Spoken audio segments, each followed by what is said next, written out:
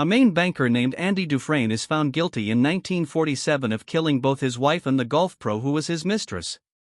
He receives 2 successive life sentences and is transferred to the notoriously severe Shawshank prison because Maine does not have the death penalty. Despite Andy's repeated claims of innocence, everyone assumes he was the one responsible due to his aloof and cunning manner. Ellis Boyd Redding, often known as Red, is attending a parole interview after serving 20 years at Shawshank for murder. Red doesn't let it bother him too much when his parole is denied in spite of his best efforts and conduct. Then Red is revealed as the neighborhood go-between who can get prisoners anything they want as long as it makes sense. All inmates are informed of newcomers by an audible signal. Red and his buddies wager which of the new fish will lose it nervously on his first night in jail. Red bets a lot of money on Andy. Haywood wins the wager on the first night when an obese new prisoner known as Fat Ass sobs uncontrollably and breaks down. The happy occasion is short-lived, though, as Byron Hadley, the chief guard, brutally beats the obese guy for refusing to remain silent when ordered. Andy, meantime, doesn't waver or lose his cool. The jail physician had departed for the night when the inmates find out the next morning that Fat Ass had passed away in the infirmary. Andy asks Haywood for the man's name, but Haywood brushes him off. A month or so later, Andy comes up to Red because he's heard of his knack for discovering stuff. He asks Red to get him a rock hammer, saying that he needs it for his pastime of gathering and shaping rocks. Andy laughs aside the questions Red poses concerning his goals. In addition to warning Andy about the sisters, a gang of inmates that harass other inmates sexually, especially Boggs, their leader, who has a thing on Andy, Red consents to place the order. Despite the fact that other inmates view Andy as a really cold fish, Red connects with him right away.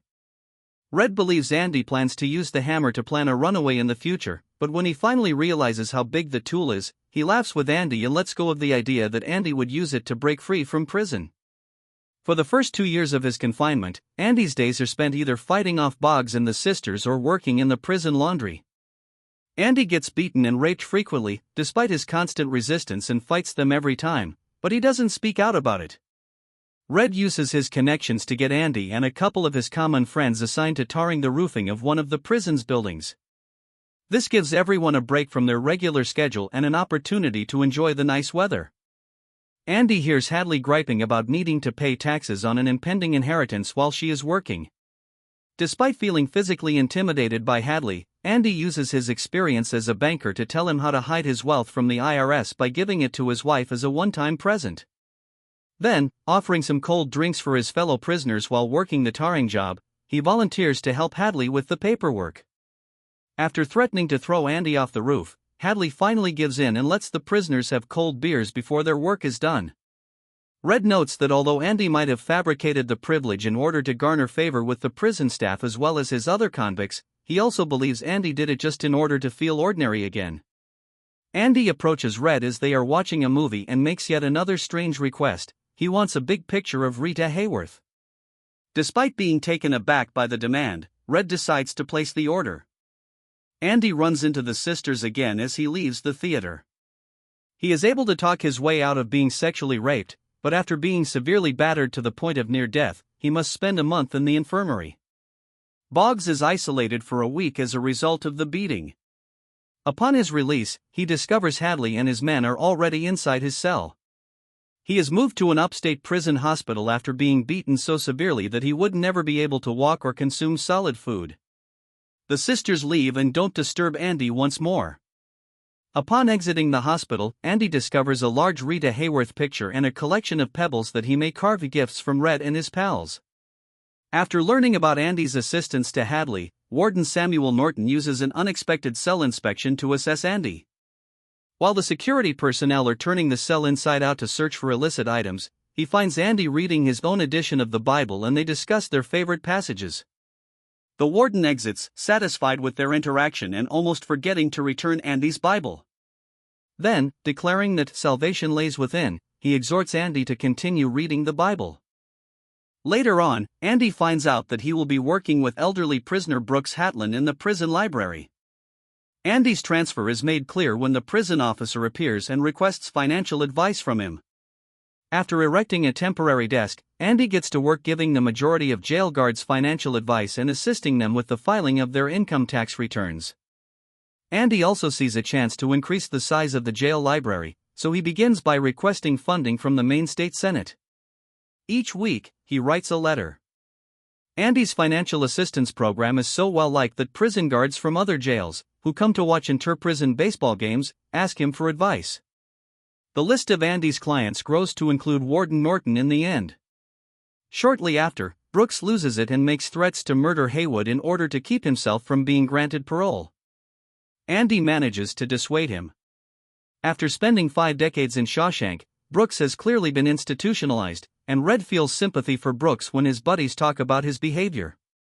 He can't adjust to the outside world because he has been conditioned to live as a convict for the rest of his life. Red says, "It's funny how these walls are. You detest them at first, then you grow accustomed to them. After enough time, you begin to rely on them." Brooks moves into a halfway home after being granted parole. He also receives a job offer at a supermarket, which he despises. He eventually kills himself, leaving the note Brooks was here engraved on a wooden beam, after realizing he cannot cope with life outside of prison. Andy decides to take up a new task for himself and decides to remodel and grow the library. He starts contacting state lawmakers with letters requesting funding to increase the number of books he has and add to the collection. At first, Andy is ignored, but after 6 years of correspondence, the state gives him $200 for the library in addition to an assortment of antiquated books and vinyl records.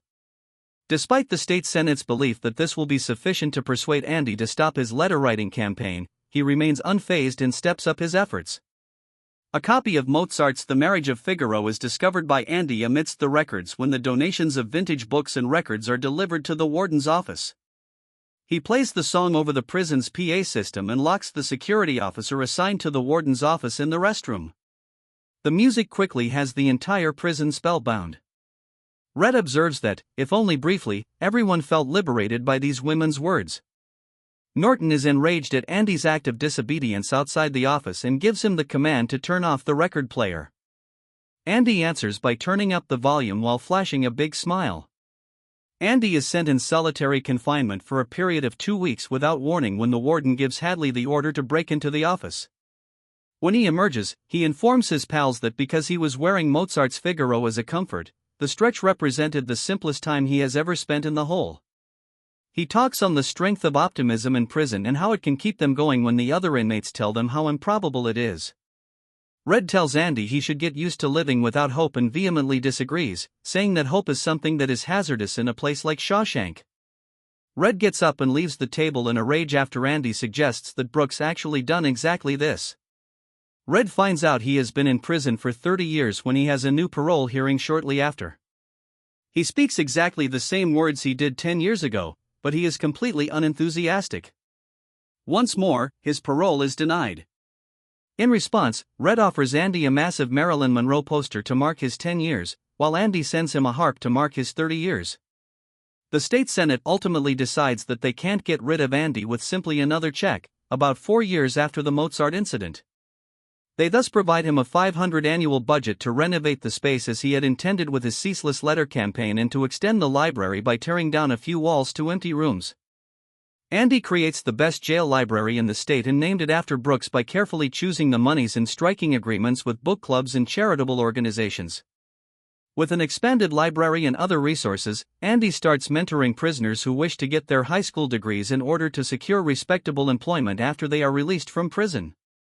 In the meantime, Warden Norton takes advantage of Andy's expertise and comes up with a plan to employ prisoners in public works projects. He wins the deal by surpassing other contractors because prisoners make inexpensive labor. On occasion, if the bribe is sufficiently large, he lets other contractors win projects. Using his knowledge of the system and mail-ordered forms, Andy creates a fake identity for himself, Randall Stevens, a man who only exists in paper work, and uses it to launder money by opening many accounts in multiple institutions and making multiple investments. Tommy, a teenage prisoner, arrives at Shawshank to serve his sentence for committing a burglary in 1965. Andy and Red have both made friends with Tommy, who is a popular, gregarious, cocky, and charismatic member of the prison community. After Tommy reveals that he has been both in and out of jail since he was 13, Andy advises Tommy to think about finding another job since he doesn't seem to be very good at stealing. Tommy, a father of a small child himself, finds the suggestion very compelling and begs Andy to assist him in pursuing his higher education equivalency credential.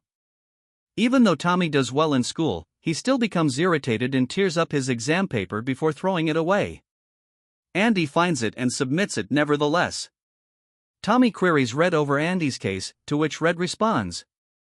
Tommy looks noticeably upset after hearing the news.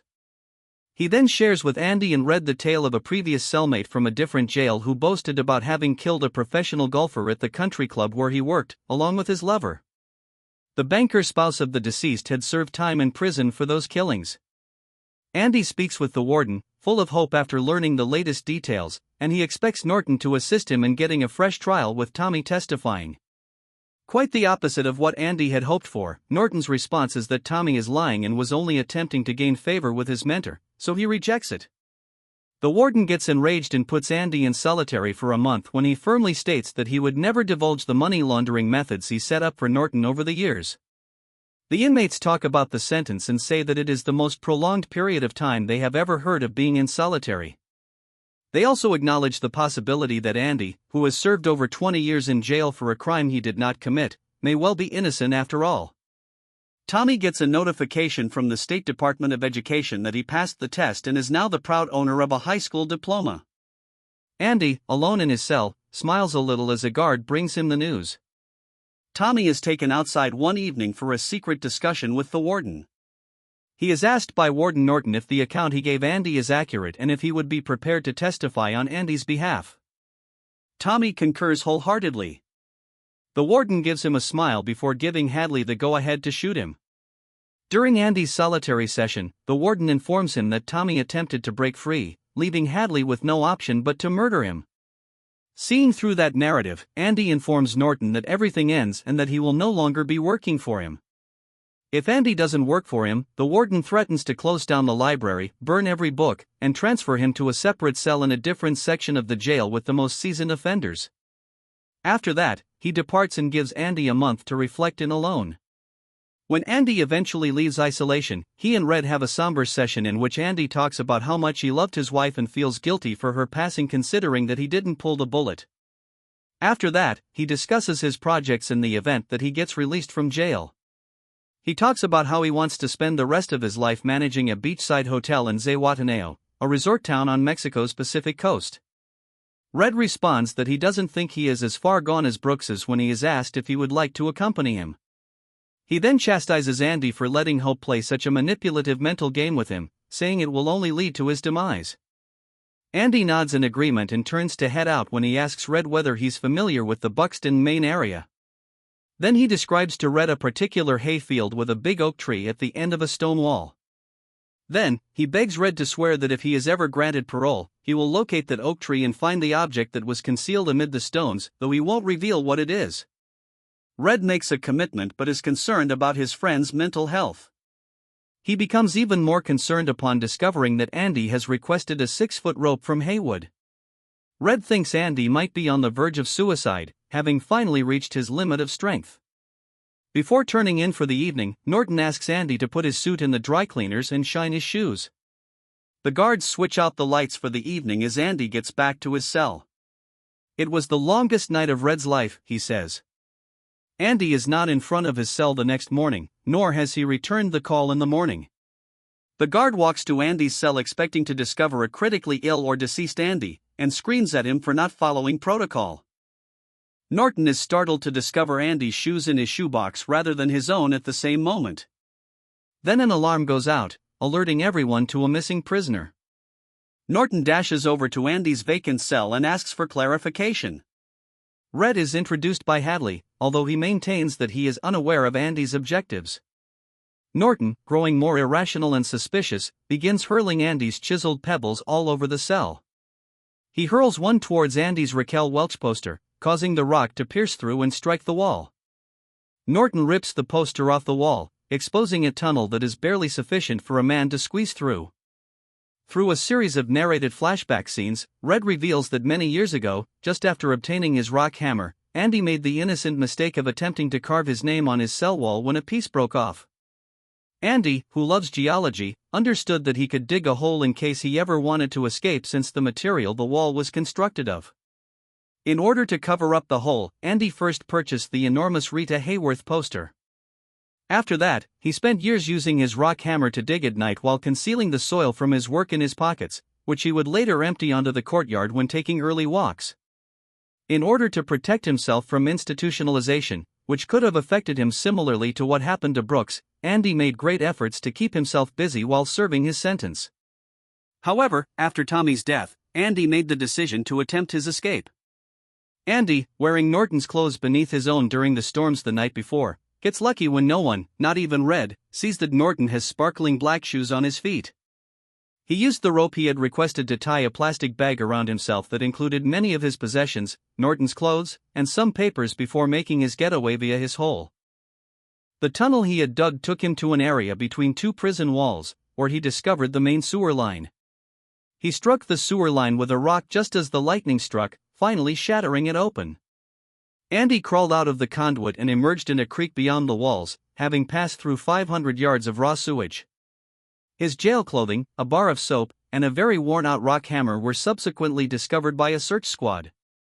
Andy enters the Maine National Bank in Portland, where he had placed Norton's money, as the warden and Red are learning of his escape. He closes the account and leaves with a cashier's check while posing as Randall Stevens and carrying all the required paperwork. They happily comply when he asks them to put a package in the mail before he leaves. He visits about a dozen more local institutions before making his last payment of about $370,000. Along with Andy's written admissions and testimony, the box includes Warden Norton's accounting records, which are delivered directly to the Portland Daily Bugle newspaper.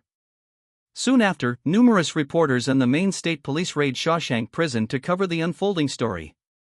After being detained by the state police for killing Tommy, Hadley is taken away. Red claimed to have heard false reports via the grapevine that Hadley had begun crying like a little girl in the police squad car's rear seat as he was being carried away. Witnessing the removal of Hadley in a police squad car and the entry of the district attorney into the prison as other police officers were carrying an arrest warrant for Norton. Keep watch when Norton eventually unlocks his office safe, which he hasn't opened since Andy ran away. He discovers the Bible he gave Andy along with a message to the warden confirming that Andy was correct. Salvation did lay within. When Norton opens it, he discovers that all of the pages have been torn out to resemble Andy's rock hammer. He is specifically looking at the Book of Exodus. As the police beat on his door, Norton retreats to his desk, pulls out a little pistol, and shoots himself in the jaw.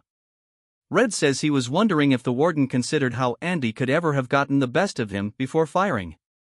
Not too long afterward, Red gets a blank postcard from Fort Hancock, Texas. Red interprets it as evidence that Andy managed to reach freedom in Mexico.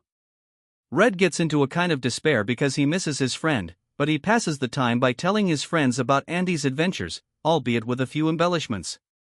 Red informs the parole board during his subsequent parole hearing in 1967 that the term rehabilitated is only a fabrication used to support their position. Then, he talks about the extent to which he regrets his previous acts, not because he's in jail, but rather because he realizes how bad they were. He ends by begging the board to please stop wasting its time and leave him alone, adding that he will have to deal with that for the rest of his life. At last, his parole is approved. He moves into the same homes and workplaces as Brooks, and he even sees the message inscribed on the wooden beam. He passes by a pawn shop a lot, and in the window is a number of guns. Though he has spent the majority of his adult life behind bars, he occasionally considers wanting to return there because he feels as though he has no life outside of it. However, he keeps in mind the promise he gave to Andy. Then he admits that what he was really looking at were the compasses hidden under the firearms, which he eventually decides to purchase. Red finds the stone wall Andy mentioned as he hitches a ride to Buxton as per Andy's directions. There's a big black stone, just like Andy mentioned. Beneath is a little package with a sizable quantity of cash and directions to find him in Zihuatanejo. He doesn't specify the city, just in case. In addition, he claims that he wants someone who can get things for one of his projects. Red is elated by his inner sensations and realizes all the force of optimism at once. Brooks was here, so was Red, is carved in the wooden beam as a new message. Red breaks his parole and departs from the halfway house, without caring that anyone is going to conduct a protracted manhunt for an old thug like him. Red crosses into Mexico at Fort Hancock after traveling by bus. As Andy had been hoping for, the two buddies are at last reunited on a Pacific Coast beach where Andy is fixing up an old boat.